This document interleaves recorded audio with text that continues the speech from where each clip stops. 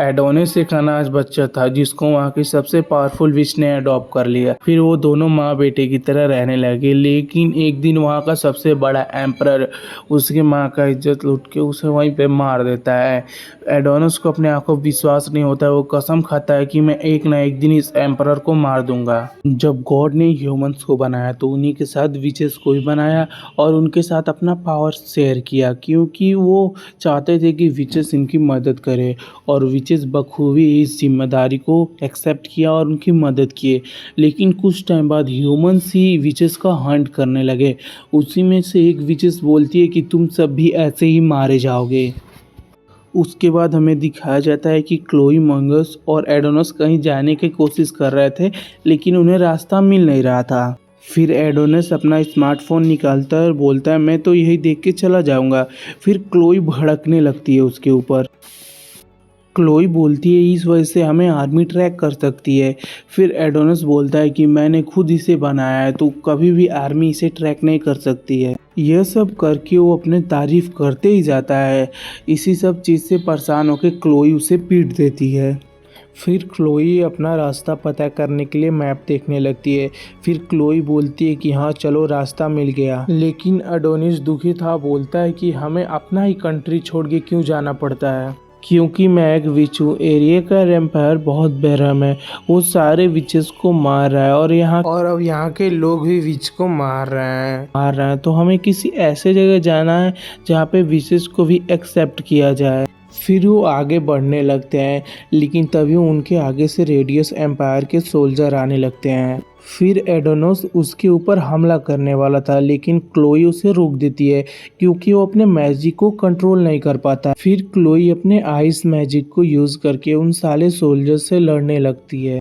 फिर emperor God को ये रिपोर्ट मिलती है कि हम इस विचेस को पकड़ने में कामयाब नहीं रहे हैं। इस फेलियर के लिए इस एम्पायर ने उसे बहुत मारा। फिर गॉड ऑर्डर देता है कि मुझे क्लोई को कैसे भी पकड़ के मेरे सामने करो।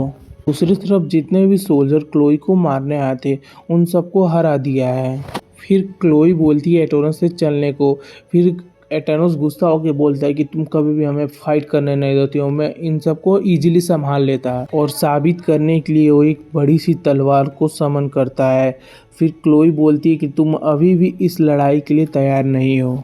फिर एडोनस बोलता है कि तुम इसीलिए मुझे लड़ने नहीं देती हो क्योंकि मैं एक ह्यूमन हूँ, मैं अपने ही लोगों को कैसे मारूं, तो मैं इन सबको मार सकता हूँ। अगर तुम्हें कोई भी मारने आएगा तो मैं उसे मार दूंगा।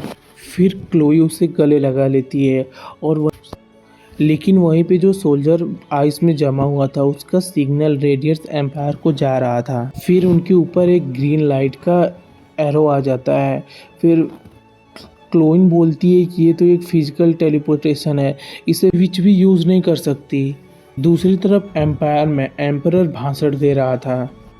पहले हम विचेस पे निर्भर हुआ करते थे, लेकिन अब हमारी इतनी टेक्नोलॉजी आगे बढ़ गई है कि हम खुद पे निर्भर रह सकते हैं। ये बात सुन के पूरी जनता वहीं पे चिल्लाने लगती है। तभी वो टेलीपोर्टेशन वाली लाइट वहीं पे गिरती है। हम देखते हैं कि एडोनिस और क्लोई वहीं पे आ चुके हैं। फिर एडोनिस उसके ऊपर हमला करने का कोशिश करता है कि क्लोई वहाँ से भाग जाए, लेकिन वहाँ के सोल्जर्स एडोनिस को पकड़ लेते हैं। फिर क्लोई बोलती है कि अगर तुमने एडोनिस को फ्री नहीं किया तो यहाँ पे जितने लोग हैं मैं सबको मार दूँ। लेकिन इतना पावर दिखने के बाद भी एम्परर कुछ नहीं डरा था। लेकिन क्लोई अपने मैजिक को कास्ट कर रही थी, लेकिन तुरंत वो फेल हो जाता है क्योंकि नीचे एक रेड कलर का डिवाइस है जिसकी वजह से वो मैजिक फेल हो गया। तो सारी जनता देख के उसके ऊपर हंस रही थी। वहीं पे एटोनिस भी अपने पावर को यूज करने का कोशिश करता है, लेकिन वो भी कर नहीं पाता है। फिर वहाँ का एम्परर बोलता है कि अब विचेस का टाइम खत्म हो चुका है। फिर उसके शर्ट को फाड़ के वहाँ पे उसे एक चाटा मारता है, जिसकी वजह से क्लोई नीचे गिर जाती है। फिर एडोनिस गार्ड से आज़ाद होकर उसकी मदद करने जाने लगता है। फिर उसे गार्ड पकड़ लेते हैं। फिर एम्परर ऑर्डर देता है कि वो एडोनिस को मार दे। फिर क्लोई दया की भीख मांगती है कि मैंने एडोनिस को किडनैप किया था और अपने स्लेव की तरह पाला है, तुम मुझसे मारने से बढ़िया मुझे मार दो। उनके बातें सुन के एडोनिस हैरान हो जाता है और अपना मैजिक करने का फिर से कोशिश करने लगता है। लेकिन इस बार भी एडोनिस फेल हो जाता है। फिर एम्परर क्लोई को मारने जाता है।